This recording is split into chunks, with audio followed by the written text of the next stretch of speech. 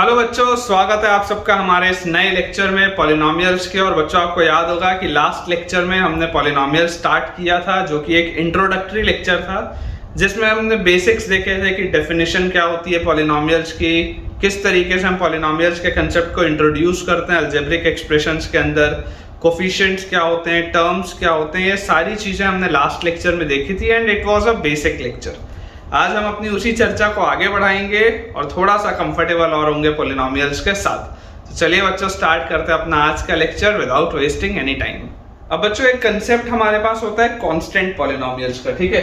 मैंने आपको कोफिशिएंट्स तक बताया था। एक कंसेप्ट हमारे पास होता है कांस्टेंट पॉलिनोमियल्स का। अब सवाल ये उठता है कि भला ये कांस्टेंट पॉलिनोमियल्स क्या होते हैं। तो कांस्टेंट पॉलिनोमियल मतलब जो भी कांस्टेंट नंबर्स होते हैं, चाहे वो रैशनल नंबर हो चाहे वो इरैशनल नंबर हो, जो भी कांस्टेंट नंबर्स होते हैं they are called constant polynomials. जैसे कि 1 है, 2 है, 3 है, √2 है, √3 है, ये सारे जो नंबर्स हैं they are constant polynomials. Basically the polynomials जिसमें कि x की पावर 0 हो। जैसे आप अगर पूछेंगे कि इसमें बताइए वेरिएबल का पावर क्या है, तो वेरिएबल तो आप बोलेंगे कि सर इसमें तो वेरिएबल हमको दिख ही नहीं रहा।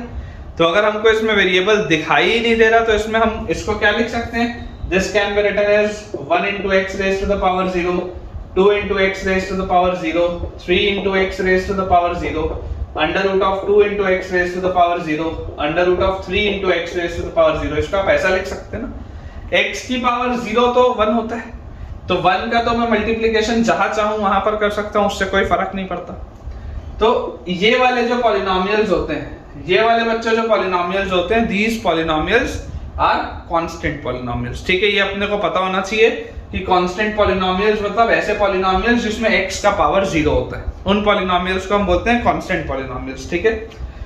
फिर एक कंसेप्ट आता है जीरो पॉलिनोमियल का। ये भी आपको पता होना चाहिए। छोटे छोटे से बच्चों डेफिनेशंस हैं, अपने को आइडिया होना चाहिए, नहीं तो प्रॉब्लम आती है बाद में। जीरो पॉलिनोमियल का एक कंसेप्ट होता है। जीरो पॉलिनोमियल क्या होता है? तो जीरो पॉलिनोमियल मतलब जो कांस्टेंट नंबर 0 होता है। जैसे यहाँ पर देखिए, मैंने बहुत सारे कांस्टेंट नंबर लिखे, पर यहाँ पर मैंने 0 नहीं लिखा। मैंने 0 नहीं लिखा। 0 भी एक कांस्टेंट नंबर है, लेकिन मैंने यहाँ नहीं लिखा। 0 को मैं लिखूंगा जीरो पॉलिनोमियल में। जो नंबर 0 होता है, नंबर 0 जो होता है it is called zero polynomial, ठीक है। Number 0 is called zero polynomial. और इस सवाल में अगर मान लीजिए आपसे कोई पूछे कि बताइए x का पावर क्या होगा, तो इसमें x का पावर बच्चों डिफाइंड नहीं होता। In this case the power of x is not defined. In this case the power of x is not defined. क्यों पावर ऑफ x डिफाइंड नहीं होता बच्चों? क्योंकि आपको ये बात समझनी पड़ेगी कि x का पावर तो कुछ भी हो सकता है। मतलब कि आप 0 into x की पावर 0 भी लिख सकते हो, 0 into x की पावर 1 भी लिख सकते हो, 0 into x की पावर 2 भी लिख सकते हो, 0 into x की पावर 3 भी लिख सकते हो, 0 into x की पावर 100 भी लिख सकते हो। जैसे आप ये सारी चीजें लिखोगे तो इफेक्टिवली तो ये सब 0 ही है ना यार। इफेक्टिवली तो देखो, आप 0 से मल्टीप्लाई जब करोगे तो 0 से मल्टीप्लाई करने के बाद तो जो रिजल्ट आएगा वो 0 ही होगा। तो आएगा तो 0 ही। ये बात अपने को समझ में आती है, ठीक है। तो the constant 0 is called a zero polynomial. और उसके अलावा अगर आपके पास कभी और कोई भी कांस्टेंट आ जाए तो वो सबको हम क्या बोलते हैं? They all are called as constant polynomials, ठीक है। ये वाली बात बच्चों अपने को पता होनी चाहिए। ये एक बेसिक सी टर्मिनोलॉजी है जिसमें क्लैरिटी अपने को होनी चाहिए। अब बच्चों, इस डिस्कशन के बाद एक छोटी सी चीज अलजेब्रिक एक्सप्रेशन के बारे में दी हुई है। तो देखिए, अलजेब्रिक एक्सप्रेशन के बारे में जो बेसिक सी चीजें जो मैंने आपको बतानी थी वो ऑलरेडी लास्ट लेक्चर में मैंने आपको बताया है। स्टिल आपकी बुक में दिया हुआ है तो थोड़ा सा अपन इसको रिकॉल कर लेते हैं। बाकी जो बेसिक है बस आपको वो पता होना चाहिए। अलजेब्रिक एक्सप्रेशन मतलब कोई भी एक्सप्रेशन जो आप किसी वेरिएबल में देखते हैं, कोई भी एक्सप्रेशन जो आप किसी वेरिएबल में देखते हैं, एक एक्सप्रेशन होगा जिसमें कि एडिशन, सब्ट्रैक्शन, मल्टीप्लिकेशन, डिवीजन, इन रूल्स को यूज किया गया होगा, उन्हें आप अलजेब्रिक एक्सप्रेशन कहते हैं। जैसे आप इमेजिन करिए, आपके पास लिखा हुआ है x plus 1/x, आपके पास लिखा हुआ है x plus 1/x। अब क्लियरली आप जानते हैं कि x plus 1/x जो है ये एक अलजेब्रिक एक्सप्रेशन है, ये एक पॉलिनोमियल नहीं है। क्यों पॉलिनोमियल नहीं है? क्योंकि पॉलिनोमियल में सारी चीजें न्यूमरेटर में होनी चाहिए और सबका पावर आपके पास एक होल नंबर होना चाहिए। तो देखिए, इसको आप क्या लिख सकते हैं? इसको आप लिख सकते हैं x plus x raised to the power -1। इसको अपन लिख सकते हैं x plus x raise to the power -1, इस तरीके से आप लिख सकते हैं। Clearly -1 is not a whole number. या अगर मान लीजिए आपके पास लिखा हो √(x + 3), तो इसको अपन क्या लिख सकते हैं, x raise to the power 1/2 + 3। तो x raise to the power 1/2 + 3 अगर बच्चों में इसको लिखता हूं, तो यहाँ से देखो मुझे क्या चीज समझ में आती है, यहाँ से मुझे समझ में आती है कि हाफ भी जो है वो होल नंबर तो है नहीं।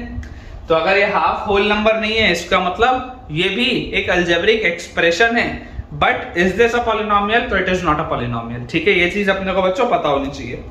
सिमिलरली मान लीजिए आपके पास लिख दिया हो (y + y²), मान लीजिए आपके पास ये लिखा है। तो अगेन जब आप इसको बच्चों सिंप्लीफाई करेंगे तो आपके पास क्या आएगा, y raise to the power 1/3 + y raise to the power 2। अब यहाँ पर जरूर y का जो पावर है वो होल नंबर है, वो बात सही है, लेकिन जहां जहां आपको वेरिएबल मिलेगा हर जगह आपको उसका पावर होल नंबर होना चाहिए। क्या ये 1/3 होल नंबर होता है? क्या नहीं होता। तो ये भी अलजेब्रिक एक्सप्रेशन है, लेकिन ये पॉलिनोमियल नहीं। जो चीज हमें पता होनी चाहिए कि जब हमारे पास इस तरीके के एक्सप्रेशंस लिखे होते हैं तो आप उन्हें डिनोट कर सकते हैं कि जैसे आप बोल सकते हैं कि px एक एक्सप्रेशन है x में, px एक एक्सप्रेशन है x में, है ना, x में एक एक्सप्रेशन है px जो कि क्या है, x + 1/x। या आप इसको लिख सकते हैं qx एक एक्सप्रेशन है x में, q एक एक्सप्रेशन है x में, और वो एक्सप्रेशन क्या है, x + 1/x। मतलब अगर इस तरीके की आप कभी चीजें देखें तो घबराना नहीं है। जैसे आप मान लीजिए लिख सकते हैं fx एक एक्सप्रेशन है x में। कभी भी इस तरीके की हम चीजें देखें कि कभी px लिखा है, कभी qx लिखा है, कभी fx लिखा है, कभी ex लिखा है, कभी rx लिखा है, तो इसका मतलब क्या है कि ये एक्सप्रेशंस हैं उस वेरिएबल में, है ना। जैसे यहाँ पर आप हो सकता है लिखा हुआ देख लें py, तो py मतलब it is an expression in y। ये y के टर्म्स में एक एक्सप्रेशन है, या इस एक्सप्रेशन का जो मेन वेरिएबल है वो क्या है, वो y है। ठीक है, तो ये बेसिक सी बच्चों टर्मिनोलॉजीज थी जो मेरे हिसाब से आपको पता होनी चाहिए थी। ठीक है, अब इसके बाद जो थोड़ा सा काम का अपने पास आता है पोर्शन, वो आता है मोनोमियल, बाइनोमियल एंड ट्राइनोमियल। ये एक इंपॉर्टेंट कंसेप्ट है जो अपने को पता होना चाहिए, क्योंकि इसमें भी कई सारे बच्चों को दिक्कतें आती हैं। Monomial, binomial and trinomial. तो आपके पॉलिनोमियल एक्सप्रेशन में जितने नंबर ऑफ टर्म्स होंगे, आपके पॉलिनोमियल एक्सप्रेशन में जितने नंबर ऑफ टर्म्स होंगे मोस्ट सिंप्लीफाइड फॉर्म में, उसके हिसाब से आप ये नॉमेनक्लेचर करते हैं। जैसे मोनोमियल मतलब होता है सिंगल टर्म, कि आपके पॉलिनोमियल पूरे एक्सप्रेशन में सिर्फ और सिर्फ एक टर्म है। बाइनोमियल मतलब होता है 2 टर्म्स, जिस पॉलिनोमियल एक्सप्रेशन में 2 टर्म्स होते हैं केवल, वो बाइनोमियल कहलाता है। ट्राइनोमियल होता है 3 टर्म्स, जिस पॉलिनोमियल एक्सप्रेशन में 3 टर्म्स होते हैं वो ट्राइनोमियल कहलाता है। बोलने का मतलब क्या है? बोलने का मतलब ये है कि जैसे मान लीजिए मैं आपको बोलता हूं कि px एक पॉलिनोमियल है विच इज 2x, तो आप देख सकते हैं ये सिर्फ एक टर्म है, 2x सिर्फ एक टर्म, तो ये आपका हो जाएगा दिस इज मोनोमियल, है ना, दिस इज मोनोमियल। या मान लीजिए अब मैं आपको बोल दूं कि px एक पॉलिनोमियल है विच इज 3x + 2, मान लो मैं ये लिख दूं, तो आप देख सकते हैं यहाँ पर 2 अलग अलग टर्म्स हैं, 2 अलग अलग टर्म्स है। टर्म्स कैसे आइडेंटिफाई करेंगे कितने टर्म्स हैं? तो आपको देखना है कि आपको कितने अलग अलग x के पावर मिल रहे हैं। जैसे यहाँ पर आपको सिर्फ एक ही x का पावर मिल रहा है विच इज x की पावर 1, सिर्फ एक। लेकिन यहाँ पर देखो आपको 2 x के पावर मिल रहे हैं, यहाँ पर x की पावर 1 है और यहाँ पर x की पावर 0 है। 2 आपके पास x के पावर आ रहे हैं, इसलिए दिस विल बी बाइनोमियल। ठीक है, this will be binomial. Similarly मान लो अगर आपको एक एक्सप्रेशन दे दिया जाए px = 3x² + x + 5, मान लो मैंने ये लिख दिया, तो अब यहाँ पर आपको देखो कितने x के पावर मिल रहे हैं, तो 3। यहाँ पर x का पावर 2 है, यहाँ पर x का पावर 1 है और यहाँ कुछ नहीं है, मतलब x की पावर 0 है। तो this expression is trinomial, this expression is trinomial. ठीक है, तो ये एक बेसिक सा नॉमेनक्लेचर है जो अपने को पता होना चाहिए कि अगर मेरे पॉलिनोमियल एक्सप्रेशन में केवल एक टर्म है तो उसे मैं मोनोमियल कहता हूं, अगर उसमें 2 टर्म्स हैं तो उसे मैं बाइनोमियल कहता हूं, और अगर उसमें 3 टर्म्स हैं तो मैं उसे ट्राइनोमियल कहता हूं। 3 से ज्यादा वाले टर्म्स में कोई जरूरत नहीं होती है नॉमेनक्लेचर की, है ना। तो ऐसा नहीं है कि मोनोमियल पॉलिनोमियल नहीं है, ये भी पॉलिनोमियल है, ये भी पॉलिनोमियल है, ये भी पॉलिनोमियल है। ये एक खास तरीके का पॉलिनोमियल है जिसमें सिर्फ एक टर्म होता है जिसको मैं मोनोमियल भी कहता हूं।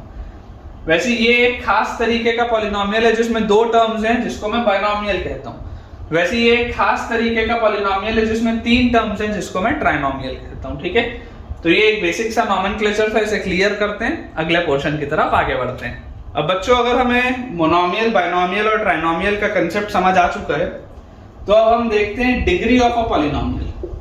Next important topic is degree of polynomial, कि पॉलिनोमियल की डिग्री क्या होती है। Next important topic is degree of polynomial. अब डिग्री का क्या मतलब होता है? तो डिग्री का मतलब होता है कि आपका जो पॉलिनोमियल एक्सप्रेशन है उस पॉलिनोमियल एक्सप्रेशन में वेरिएबल का हाईएस्ट पावर क्या है। डिग्री मतलब बहुत सिंपल सी बात है कि आपके पास जो भी पॉलिनोमियल एक्सप्रेशन है उस पॉलिनोमियल एक्सप्रेशन में वेरिएबल का हाईएस्ट पावर क्या है। तो आप यहां पर लिख सकते हैं highest power of the variable, highest power of the variable, highest power of the variable is known as degree. Highest power of the variable is known as degree. ठीक है, डिग्री मतलब बहुत सिंपल सी बात है कि वेरिएबल का जो highest power होगा वो आपके पास आ जाएगा डिग्री। ठीक है, अब यहां से आप समझिए कि अगर मान लीजिए आपसे कोई पूछ ले कि बताइए कि डिग्री जीरो पॉलिनोमियल की होती है क्या, तो आप बोलेंगे कि जीरो पॉलिनोमियल की डिग्री डिफाइंड नहीं। क्यों डिफाइंड नहीं है? क्योंकि जीरो के साथ तो कुछ भी आ सकता है। मुझे कैसे पता चलेगा कि जीरो के साथ क्या लिखना है? जीरो के साथ मैं x की पावर 0 भी लिख सकता हूँ, x की पावर 100 भी लिख सकता हूँ, x की पावर 1000 भी लिख सकता हूँ, मुझे तो नहीं पता। ठीक है, तो जीरो पॉलिनोमियल की डिग्री इज अनडिफाइंड। हमें पता होना चाहिए कि जीरो पॉलिनोमियल की डिग्री अनडिफाइंड होती है, जो मैंने आपको थोड़ी देर पहले बताया भी था। और उसके अलावा आपके पास जो भी नॉन जीरो पॉलिनोमियल्स होंगे उसमें वेरिएबल का जो हाईएस्ट पावर होगा that will be the degree of a non zero constant polynomial. अब मान लीजिए अगर आपके पास आए, नोट डाल के आप लिखिए, नोट डाल के लिखिए degree of non zero constant polynomial, degree of non zero constant polynomial is 0। मतलब मान लीजिए अगर आपके पास कोई नॉन जीरो कांस्टेंट पॉलिनोमियल आ जाए, कांस्टेंट पॉलिनोमियल मतलब 1 है या 2 है या 3 है या इस तरीके का कोई भी नंबर, अगर आपसे इनकी डिग्री पूछी जाए तो इनकी डिग्री क्या होगी? 1 को आप लिख सकते हो 1 इंटू एक्स की पावर 0, इसकी डिग्री 0 आएगी। 2 को आप लिख सकते हो 2 इंटू एक्स की पावर 0, इसकी डिग्री 0 आएगी। 3 को आप लिख सकते हो 3 इंटू एक्स की पावर 0, इसकी डिग्री भी 0 आएगी। तो degree of a non zero constant polynomial is 0। कभी भी अगर आपके पास कोई नॉन जीरो कांस्टेंट पॉलिनोमियल आता है, कोई भी इस तरीके का अगर आपके पास कांस्टेंट पॉलिनोमियल आता है तो उसकी डिग्री क्या आएगी हमारे पास? उसकी डिग्री आ जाएगी 0। ठीक है, ये चीज अपने लिए बहुत इंपॉर्टेंट है, समझ में आनी चाहिए। अब अगर हमें ये बच्चों बात समझ में आती है तो हमारी बुक में सॉल्व्ड एग्जांपल 1 दिया हुआ है। ठीक है, सॉल्व्ड एग्जांपल 1 में आपको बोला जा रहा है कि find the degree of each of the polynomial. Find the degree, आपको डिग्री बताना है इन पॉलिनोमियल्स का। ये सॉल्व्ड एग्जांपल 1 है आपकी बुक में। पहला हमारे पास इसका बच्चों जो पार्ट दिया हुआ है that is x raise to the power 5 minus x raise to the power 4 plus 3। तो देखो क्लियरली आपको इसमें बच्चों दिखाई दे रहा है कि यार ये जो पॉलिनोमियल एक्सप्रेशन है, अच्छा मान लो मैं पूछूं कि बताओ ये मोनोमियल है, बाइनोमियल है कि ट्राइनोमियल है, तो आप बोलेंगे कि सर ये ट्राइनोमियल है। क्यों ट्राइनोमियल है? क्योंकि इसमें 3 टर्म्स हैं। क्यों ट्राइनोमियल है? क्योंकि इसमें 3 टर्म्स हैं। और इसकी डिग्री क्या आएगी? तो इसकी डिग्री आ जाएगी हमारे पास, आंसर आ जाएगा इसका 5, क्योंकि x का सबसे जो बड़ा पावर होता है वो डिग्री होती है। तो x का सबसे बड़ा पावर 5 है तो आंसर 5 आएगा। ठीक है, उसी तरीके से अगर मान लीजिए बच्चों मेरे पास सवाल दिया हुआ है दूसरा 2 minus y square minus y cube plus 2 into y raise to the power 8, मान लीजिए अपने पास ये लिखा है। अब देखिए यहां पर अगर आपसे कोई डिग्री पूछे तो आप डिग्री क्या बोलेंगे? तो आप पकड़ेंगे कि y का सबसे बड़ा पावर कौन सा है, तो y का सबसे बड़ा पावर 8 है। इसका मतलब इसका आंसर हमारे पास क्या आ जाएगा? Answer will be 8। इसका आंसर अपने पास आ जाएगा 8, बिल्कुल सही है। एंड लास्ट अपने पास बच्चों जो सॉल्व्ड एग्जांपल दिया हुआ है इसी का थर्ड पार्ट, उसमें अपने पास लिखा हुआ है 2। अब देखो 2 क्या है? 2 एक कांस्टेंट पॉलिनोमियल है। 2 इज अ कांस्टेंट पॉलिनोमियल, तो कांस्टेंट पॉलिनोमियल की डिग्री क्या होती है? 0 होती है। तो आप इसको क्या लिख सकते हैं? 2 into x की पावर 0, तो इसका आंसर क्या आ जाएगा? इसका आंसर आ जाएगा अपने पास 0। सो आई होप बच्चों आपको ये वाली भी चीज बढ़िया तरीके से क्लियर हुई होगी। कंसेप्ट क्लियर हो रहे हैं अगर, तो कमेंट्स में जरूर मुझे बताइए। नेक्स्ट बच्चों अपने पास जो कंसेप्ट आता है वो आता है नोमेनक्लेचर का on the basis of degree, कि किस तरीके से आप पॉलिनोमियल्स को डिवाइड कर सकते हैं on the basis of their degree, है ना। तो अपन यहाँ पर हेडिंग डालते हैं classification on the basis of degree. देखिए जो पिछला आपने क्लासिफिकेशन किया था वो आपने नंबर ऑफ टर्म्स के बेसिस पे किया था, कि एक टर्म को मोनोमियल, 2 टर्म को बाइनोमियल, 3 टर्म को ट्राइनोमियल, इस तरीके से हम बोलते थे। लेकिन अगर मान लीजिए मुझे डिग्री के बेसिस पे क्लासिफाई करना हो तो उसको हम क्या बोलेंगे? तो आपको बच्चों ये बात पता होनी चाहिए कि जिन पॉलिनोमियल्स की डिग्री 1 होती है, जिन भी पॉलिनोमियल्स की डिग्री 1 होती है, मतलब जिनमें x का मैक्सिमम पावर 1 होता है, उन पॉलिनोमियल्स को हम कहते हैं linear polynomials. Such polynomials are called linear polynomials. जैसे एग्जांपल के रूप में मैं आपको बताऊं, 2x है या 3x है या 3/2x है या 7x है या 7x plus 2 है या 5x plus 4/3 है, ये सारे जो पॉलिनोमियल्स हैं, इन सब पॉलिनोमियल्स में एक चीज कॉमन है कि सब में x का जो पावर है वो 1 है। सब में x का जो पावर है वो 1 है और वो मैक्सिमम पावर है। डिग्री मतलब अगर 1 है तो that polynomial will be linear polynomial. अगला जो इसमें कैटेगराइजेशन आ जाता है वो आ जाता है कि अगर मान लीजिए डिग्री हो गई 2, तो 2 डिग्री वाले टर्म्स को, 2 डिग्री वाले पॉलिनोमियल्स को हम कहते हैं quadratic polynomials. This is called quadratic polynomials, ठीक है। 2 डिग्री वाले को हम कहते हैं क्वाड्रेटिक पॉलिनोमियल्स। लीनियर पॉलिनोमियल्स भी बहुत इंपॉर्टेंट है, क्वाड्रेटिक पॉलिनोमियल्स भी बहुत ज्यादा इंपॉर्टेंट है, ठीक है। क्वाड्रेटिक पॉलिनोमियल्स मतलब जिनकी डिग्री 2 होती है। तो एग्जांपल के रूप में हम देखें, क्या देख सकते हैं?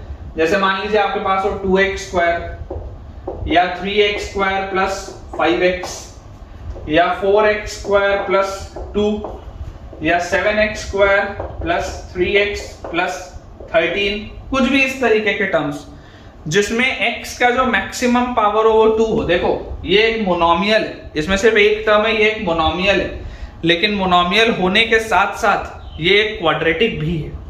ये एक बाइनोमियल है, लेकिन बाइनोमियल होने के साथ साथ ये एक क्वाड्रेटिक भी है क्योंकि मैक्सिमम पावर 2 है। ये भी एक बाइनोमियल है लेकिन ये क्वाड्रेटिक है। ये एक ट्राइनोमियल है, इसमें 3 टर्म्स है, लेकिन ये भी एक क्वाड्रेटिक है, ठीक है। वैसे ऊपर वाले में आप देखो, ये मोनोमियल है, ये मोनोमियल है, ये मोनोमियल है, ये भी मोनोमियल है, लेकिन ये बाइनोमियल है, ये भी बाइनोमियल है, लेकिन ये सब लीनियर है, ठीक है। तो ये दोनों बच्चों बहुत इंपॉर्टेंट थे। इसके बाद थर्ड इसका कैटेगराइजेशन आ जाता है कि अगर मान लीजिए डिग्री 3 हो तो 3 डिग्री वाले जो पॉलिनोमियल्स होते हैं they are called cubic polynomials. Important ये भी बहुत है लेकिन उतना ज्यादा नहीं। जितने ज्यादा ऊपर वाले दोनों इंपॉर्टेंट है उतना इंपॉर्टेंट नहीं होता क्यूबिक पॉलिनोमियल, लेकिन इंपॉर्टेंट तो है। क्यूबिक पॉलिनोमियल का भी मतलब सिंपल सा है कि जिसमें डिग्री जो हो मैक्सिमम वो 3। तो मैक्सिमम अगर 3 डिग्री वाले आपके पास पॉलिनोमियल्स आते हैं तो such polynomials will be called cubic polynomials, ठीक है। ऐसे सारे के सारे पॉलिनोमियल्स को हम कहते हैं क्यूबिक पॉलिनोमियल्स। देखिए ये सब मैं एग्जांपल आपके लिए लिख रहा हूं। मैक्सिमम पावर क्या है? वेरिएबल का मैक्सिमम पावर 3 है, मतलब वो क्यूबिक पॉलिनोमियल होता है, चाहे वो मोनोमियल हो कि बाइनोमियल हो कि ट्राइनोमियल हो कि कुछ भी हो, ठीक है। अगर मैक्सिमम पावर 3 है इसका मतलब that will be a cubic polynomial. So बच्चों अब आज के लेक्चर का जो लास्ट टॉपिक है वो है कि general appearance of a polynomial, कि एक पॉलिनोमियल एक्सप्रेशन दिखता कैसा है। General appearance of a polynomial, कि आपके पास जो पॉलिनोमियल का एक्सप्रेशन होता है वो दिखाई कैसा देता है, कैसा दिखने में होता है। तो आप इस बात को समझिए कि देखिए अगर आपके पास px एक पॉलिनोमियल एक्सप्रेशन है इन वेरिएबल x, px अगर एक पॉलिनोमियल एक्सप्रेशन है इन वेरिएबल x, तो इसको आप लिख सकते हैं an x की power n plus an minus 1 x की power n minus 1 plus an minus 2 x की power n minus 2 and so on till a3 x cube a2 x square a1 x and a0। ये एक मैंने देखिए expression आपके सामने लिखा है, और जैसे जैसे आप इसमें n की वैल्यूज चेंज करते जाएंगे वैसे वैसे आपको नए नए एक्सप्रेशंस मिलेंगे। क्लियरली हमको जो दिखाई देता है कि ये a0, a1, a2 से लेकर ये an तक जितने भी टर्म्स होते हैं all of them are real numbers. ये सारे के सारे बच्चों रियल नंबर्स होते हैं। सबसे पहली बात, all of them are real numbers. और ये जो ऊपर वाले आपने टर्म्स लिखे हुए हैं, ये ऊपर वाले बच्चों आपने टर्म्स लिखे हुए, ठीक है, जैसे जैसे आप n की वैल्यूज चेंज करते जाएंगे वैसे वैसे आपको ये सारे टर्म्स मिलते जाएंगे। ठीक है, अभी आपको देखिए एक बात समझ में आनी चाहिए कि अगर an की वैल्यू 0 नहीं, अगर an की वैल्यू 0 नहीं है, मतलब 0 के अलावा और कुछ भी है, मतलब मान लो अगर an की जगह an ना लिख के 1 लिखा है या 2 लिखा है या 3 लिखा है या 4 लिखा है, कुछ भी इस तरीके का लिखा है, तो ये वाला जो पॉलिनोमियल एक्सप्रेशन होगा इसकी डिग्री क्या हो जाएगी? इसकी डिग्री हो जाएगी n। इसकी डिग्री हो जाएगी n, क्योंकि n सबसे बड़ा नंबर है। इन सब में x के पावर्स जो जो लिखे हुए हैं इन सब में सबसे बड़ा नंबर अगर n है तो इसकी डिग्री आपके पास हो जाएगी n। ये बात अपने को समझ में आनी चाहिए। ठीक है, तो ये पॉलिनोमियल इन वन वेरिएबल है जिसका एक जनरल अपीयरेंस किस तरीके का होता है मैंने आपको ये दिखाया। जैसे जैसे हम a0 से an की वैल्यूज चेंज करेंगे, n की वैल्यूज बदलेंगे, आपको अलग अलग पॉलिनोमियल्स मिलना स्टार्ट होते रहेंगे। ठीक है, जैसे मान लीजिए अगर आपको ही कोई बोलता है कि आप इसको जीरो पॉलिनोमियल बनाइए, इमेजिन करिए आपको कोई बोलता है कि आप जीरो पॉलिनोमियल बताइए, तो जीरो पॉलिनोमियल के लिए आप क्या बोलेंगे? जीरो पॉलिनोमियल के लिए आप इसमें बच्चों बोलेंगे कि आप तो a0, a1, a2, a3 से लेकर an तक सबको जीरो रख दो। a0, a1, a2, a3 सबको ही आप अगर जीरो रख देते हैं, a0 से an तक अगर मैं सबको जीरो रख दूं उठा के, तो ऑटोमेटिकली पूरा का पूरा एक्सप्रेशन जीरो हो जाएगा, जीरो पॉलिनोमियल में कन्वर्ट हो जाएगा। और जीरो पॉलिनोमियल की डिग्री क्या होती है? अनडिफाइंड होती है, क्योंकि हमें नहीं पता होता कि जीरो के साथ क्या चीज मल्टीप्लाई हो रही है। ये थोड़ा सा आज इंट्रोडक्टरी बच्चों पोर्शन था। आप में से हो सकता है कुछ बच्चों को ये वाला पार्ट समझने में प्रॉब्लम आई हो, तो दिक्कत की कोई बात नहीं, आप कमेंट में पूछ सकते हैं या दोबारा एक बार इसको आप वीडियो को देख भी सकते हैं। अगर स्टिल आपको बच्चों डाउट रहता है तो आप बिल्कुल मत घबराइए, मिलेंगे हम आपसे दोबारा अगले लेक्चर में जिसमें आपके सारे डाउट्स को हम क्लियर करेंगे, इन सारी चीजों को हम इलैबोरेट करके देखेंगे। अगर आपको आज का लेक्चर पसंद आया हो तो इस वीडियो को जल्दी से लाइक करें, चैनल को सब्सक्राइब करें और अपने सारे फ्रेंड सर्कल में जितने भी बच्चों को आप जानते हैं जो क्लास 9th और 10th में पढ़ रहे हैं, जिन्हें एनसीईआरटी में प्रॉब्लम आती है, उनसे आप इस चैनल को रेफर करें ताकि उन सबकी पढ़ाई बहुत बढ़िया तरीके से हो पाए। Thank you.